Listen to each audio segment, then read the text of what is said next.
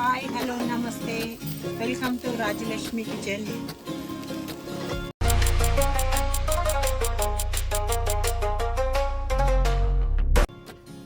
ముందుగా stove on చేసుకొని పెసలను ఉడికించుకోవాలి. ఉడికేటప్పుడు కొద్దిగా సాల్ట్ వేసుకొని ఉడికించుకొని పక్కకు పెట్టుకోవాలి. పక్కకు తీసుకోవాలి పెసలను. వేరొక కడాయి పెట్టుకొని దాంట్లో ఆయిల్ పోసి ఆయిల్ వేడయ్యాక జీలకర్ర, ఆవాలు, ఉల్లిగడ్డ, పచ్చిమిర్చి, కరివేపాకు వేసుకోవాలి. బాగా వేపుకోవాలి. బాగా వేయించిన తర్వాత అల్లం వెల్లిగడ్డ పేస్ట్,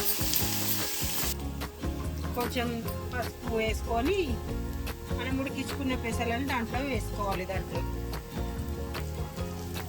వేసుకొని బాగా కలుపుకోవాలి.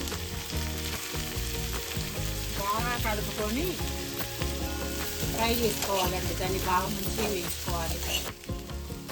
వేయించుకున్న తర్వాత కొంచెం దానిపై నుంచి కొంచెం మనం సాల్ట్ చల్లుకోవాలి. చల్లుకున్నాక వేడి వేడి పెసలు రెడీ అయిపోతాయి. దాన్ని ఒక ప్లేట్లోకి తీసుకొని ఉల్లిగడ్డ, కొత్తిమీర వేసుకొని వేడి వేడిగా తినండి. చాలా బాగుంటాయి. ఒక్కసారి ట్రై చేసి చూడండి, మీకే నచ్చుతుంది.